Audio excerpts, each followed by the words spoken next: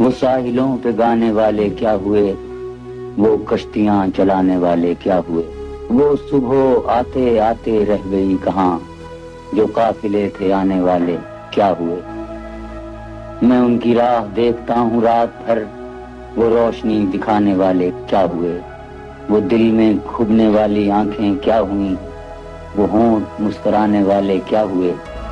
عمارتیں تو جل کے راکھ ہو گئیں، عمارتیں بنانے والے کیا ہوئے۔ اکیلے گھر سے پوچھتی ہے بے کسی، اکیلے گھر سے پوچھتی ہے بے کسی، تیرا دیا جلانے والے کیا ہوئے۔ یا ہم تو بوجھ ہیں زمین کا بوجھ اٹھانے والے کیا ہوئے۔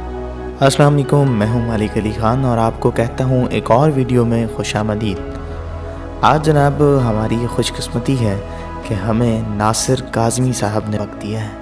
ناصر کاظمی صاحب کسی سے ڈھکے چھپے نہیں ہیں، غزل کی بات ہو، شاعری کی بات ہو اور کاظمی صاحب کا ذکر نہ ہو، ایسا ہو نہیں سکتا۔ ہجرت کے دکھ ہوں یا حادثات کا تجربہ، تمام چیزیں ناصر کاظمی صاحب کی شاعری میں ہمیں بڑے حساب سے ملتی ہیں۔ تو بغیر کسی انتظار کے میں بڑھتا ہوں کاظمی صاحب کی طرف۔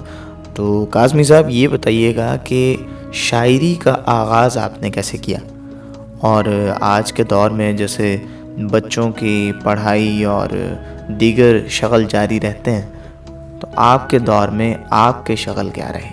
سارے ہی شغل ایسے تھے جن کا تعلق تخلیق سے اور فنون لطیفہ سے ہے، موسیقی، شاعری، شکار، شطرنج، پرندوں سے محبت، درختوں سے محبت، یہ سب جو ہے معلوم ہوتا ہے کہ میرا مزاج لڑکپن سے عاشقانہ تھا۔ شاعری اصل میں شروع میں نے دراصل اس لیے کی کہ یوں لگتا تھا مجھے کہ جو خوبصورت چیزیں باہر میں فطرت میں دیکھتا ہوں وہ میرے بس میں نہیں آتی، میری گرفت میں نہیں آتی اور نکل جاتی ہیں اور چلی جاتی ہیں۔ کچھ لمحے، کچھ وقت جو مر جاتا ہے وہ زندہ دوبارہ نہیں ہو سکتا۔ میں سمجھتا ہوں کہ وہ شاعری میں زندہ ہو سکتا۔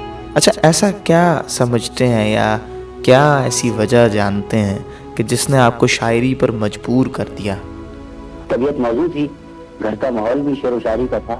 گھر میں ہمارے میر انیس پڑھا جاتا تھا، نانا میرے موسیقی کا شوق رکھتے تھے، اور میر نظیر حسین ناشاد، میر نرنگ، یہ ہمارے شہر میں بھی اچھی فضا تھی۔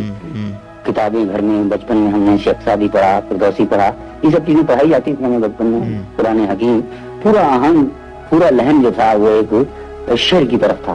تو مجھے یوں لگا، اتنی خوشی ہوئی کہ شاید اس سے پہلے مجھے کبھی کسی چیز کی خوشی نہیں ہوئی۔ اگر مجھے شعر کے علاوہ اتنی خوشی کسی اور کام میں ہوتی تو میں شاعری نہ کرتا۔ اچھا کاظمی صاحب، یہ بتائیے گا کہ آپ کا پہلا شعر کون سا تھا جو آپ کو یاد پڑتا ہو؟ مجھے یوں لگتا ہے یہ شعر تھا میرا پہلا شاعر کہ قبول ہے جنہیں غم بھی تیری خوشی کے لیے، وہ جی رہے ہیں حقیقت میں زندگی کے لیے۔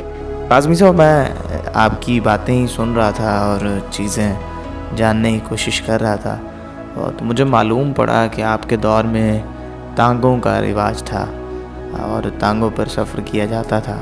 آج جو جناب دور بدل چکا ہے، تو آپ کا خاصا یارانہ رہا ٹانگے والوں سے اور باقی بھی معاملات آپ کے بڑھتے رہے۔ تو کوئی ایسا واقعہ جو آپ کے دور سے جڑا ہوا ہو ٹانگے والوں سے اور باقی؟ تعلق تو اب بھی میرا ان سے ہے۔ ابھی پرسوں مجھے اسپتال میں ٹیکسی والوں کا ایک وفد ملنے آیا۔ صحیح۔ کہنے لگا صاحب اخبار میں پڑھا ہے آپ کو طبی امداد کی کچھ کمی ہے، کچھ دقت ہے، تو یہ لیجئے، ہم کچھ اکٹھا کر کے لائے ہیں۔ میں نے کہا نہیں۔ تو اسی طرح سے تمہیں یاد ہے کہ مجھے بڑی خوشی ہوتی تھی، ایک ٹانگے والا مرحوم میرے ٹھیک مر گیا بابا، اس سے میری دوستی کی بنیاد ہی یہی تھی۔ تو میں نے ایک دن بارش ہو رہی، اس سے کہا ٹانگا کہ بھائی چلو گے گھر میرے کرشن نگر؟ اس نے کہا کہ کیوں صاحب؟ میں نے کہا بھائی یہ چلو۔ کہنے لگا میں نے بڑی بڑی گاڑیوں کو انکار کیا، اس بارش میں برکھا میں بن جائے گا۔ تو میں نے کہا بھائی میں شعر کہتا ہوں، کہنے کوئی شعر سناؤ۔ تو جب میں نے یہ شعر سنایا کہ واقعہ یہ ہے کہ بدنام ہوئے، بات اتنی تھی کہ آنسو نکلا، تو وہ بڈھا بارش میں بھیگتا بھیگتا ٹانگے سے اچھل پڑا۔ کہنے لگا بھائی لونڈے تیرا ہی شعر ہے، آپ بیٹھ ٹانگے میں اور ساری عمر مفت لے جاؤں گا۔ اور تا دم آخر وہ مجھے لے جاتا رہا۔ ٹھیک ہو گیا۔ تو اب ہم بڑھتے ہیں اپنے بس آخری سوال کی جانب، چونکہ زیادہ وقت نہیں لوں گا آپ کا، جانتا ہوں کہ آپ کی مصروفیات زیادہ ہوتی ہیں۔ تو آپ یہ بتائیں کہ پرانی اور جدید شاعری میں کیا فرق محسوس کرتے ہیں؟ یعنی آج کے دور میں شاعر جدید ہو چکے ہیں، پہلے شاعر بڑا سادہ ہوتا تھا، تو لیکن آج کا جو شاعر ہے وہ بڑا جدت پسند ہے، اب ہمارے پاس کاظمی صاحب واٹس ایپ بھی ہے، ہمارے پاس ٹویٹر ہے، ہمارے پاس بہت ساری اب چیزیں آ چکی ہیں، اب ہمارے پاس بہت ساری ویب سائٹس ہیں، ہمارے پاس بہت ساری اپلیکیشنز ہیں جن کے اوپر ہم جو ہے شاعری کو باقاعدہ طور پر اس دور میں کرتے ہیں۔ تو آپ کے دور میں کیا کچھ تھا اور جدید شاعری کو آپ کیا سمجھتے ہیں؟ تو اسی طرح سے ہے، ادیبوں میں بھی تو بہت سے ادیب اب کاروں میں چلتے نظر آتے ہیں، جو پتلے تھے موٹے ہو گئے ہیں، تو بعض ادیب اب ہوٹل میں آنا چھوڑ دیا انہوں نے، اب میرے دیکھتے دیکھتے وہ گھروں میں انہوں نے ڈرائنگ روم بنائے ہیں، اب باقاعدہ ان کے پاس ٹی سیٹ بھی ہیں۔ بھائی ہم تو سڑکوں پہ ہمارا ہوٹل تھا، آپ کو پتا درختوں کی چھاؤں ہماری یہ محفل ہوا کرتی تھی، آؤ گھاس پہ سبا جمائیں، یہ میرا ہی مصرع ہے۔ آج تو شہر کی روش پر پتوں کا میلہ کا لگا ہے۔